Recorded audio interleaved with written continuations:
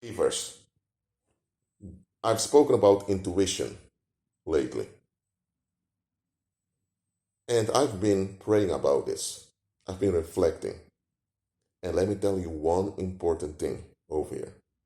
There are people out there who are so deformed in their thinking by society that they think, this their thinking, that intuition is a fantasy, that intuition is something from comic books or something that you can find in Greek mythology. They think intuition isn't real. They think that the only thing they have is their rational capacity.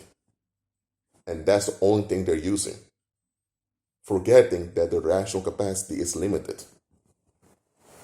A lot of folks, they don't use their intuition because they don't really think it's worth it.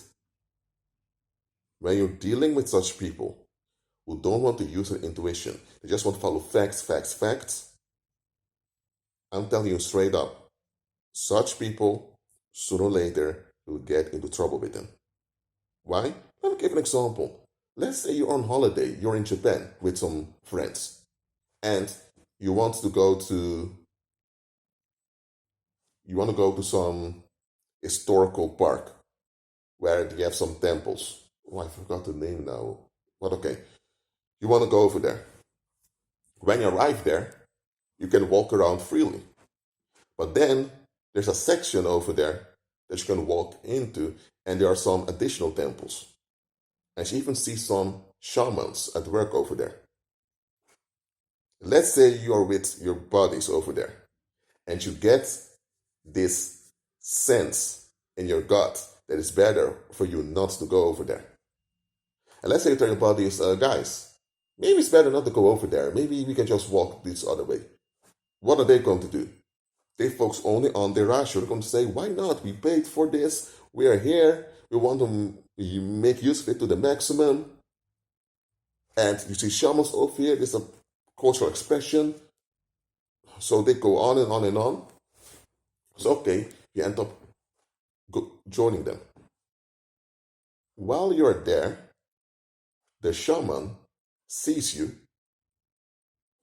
I mean, you mean the whole group. And the shaman contacts the familiar spirits to know things about you. And the shaman is someone who needs to transfer the weight of the charm on someone. Because when you get a charm, there's also going to be a weight that will haunt you later on. In the paranormal, there's a way to get rid of this weight. It's by putting it on someone else. So what did this shaman do? This shaman, while you guys were walking around there, he found out stuff about you through the familiar spirits, and he conducted rituals on you while you were walking around there.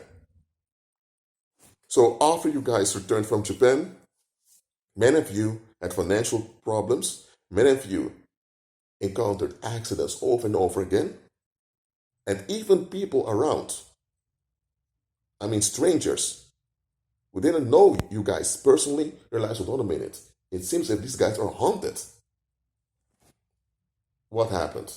When you were walking around there, you sensed that there was danger ahead. You had no idea, you had no clue what the danger was, but you sensed, okay, maybe it's better not to do this. Those other friends of yours were so into rationality that they thought it's bullshit. This whole thing of your gut feeling, all of that, they followed their mind without checking whether their mind was correct or not. And because they followed the facts damned them to curses, afflicting them. While if they would have paid attention to their intuition, they would have avoided all of it altogether. Don't you know there are people who ignore their gut instinct and they end up dying before their time? There are people out there that had a sense, don't take your car today. They took their car anyway, and they end up in a car accident that wasn't caused by them, but they end up in a car accident and they died. There are people who have parents. Sometimes parents say things that are really beneficial in the long run. Most parents condition their children based on their own understanding, which they got from society, but there are parents who make use of their intuition and who are alert. So sometimes you have parents that tell their grown children, John, I know you're a grown man, you're 25, you have your own place to stay, so I'm not trying to control your life, anything like that, but that woman you're involved with, I have a bad feeling about her. Maybe it's better for you to let her go. And John is thinking, Mom, why are you saying that? She looks good, the sex is good, she's kind, she's all I ever wanted, Mom. Come on. I know you have to get used to that your son is now married, that you have a daughter-in-law, but come on. John used his ratio.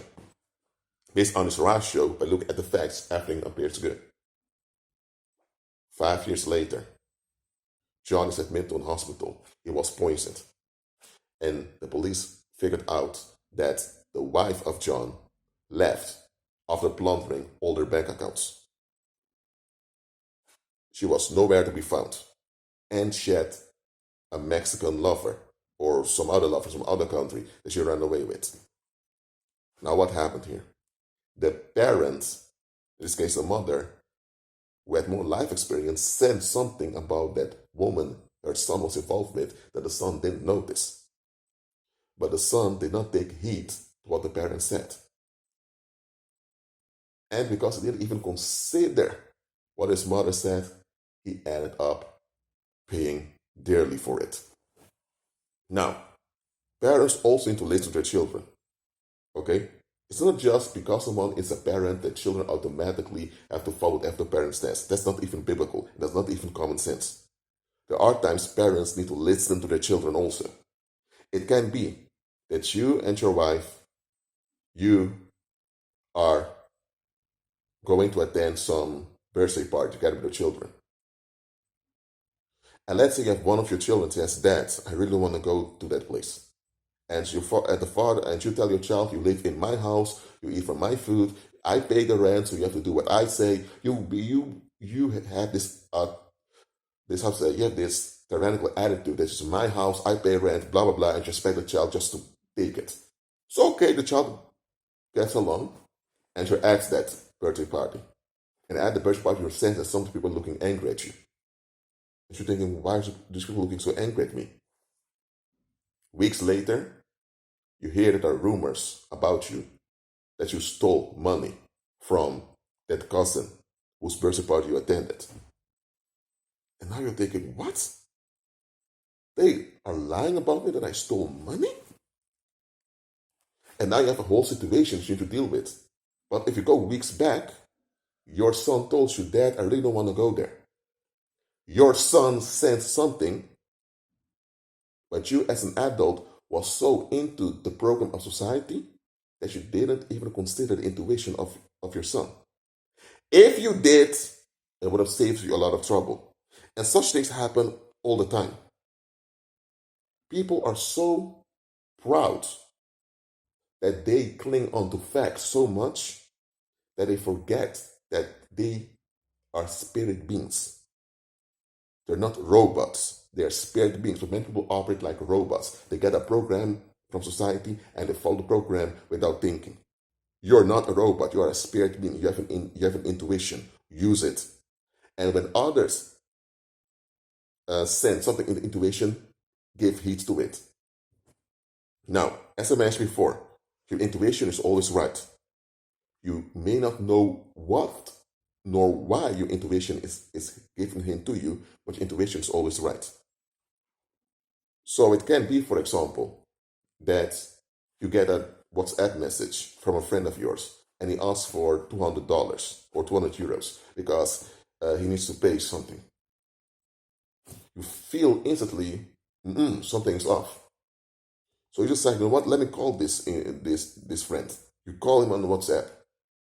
He doesn't pick up. He says, I can't pick up right now. Then you tell him, then I won't transfer the money. And later, you tell your friends or your relatives about it. And relatives tell you, how could you do that? He's a friend. It's his phone number, right? You said, yes, it's his phone number. Why did you do that? You should have just helped him out. And then later, that same friend, you encounter him at the mall and he tells you that he has been robbed. They took his phone. You see what's going on now? Your gut instinct was right all along, but you didn't know what your gut instinct was right about, but you gave heed to your gut instinct. It's very important for us believers to walk fully as humans. Too many people out there, they're like androids. They get a program from society and you just follow it religiously without looking beyond. You have an intuition and spirit being, and God expects you to use it. You don't have it for nothing. That's it for now. Keep on agreeing with Christ and be at peace.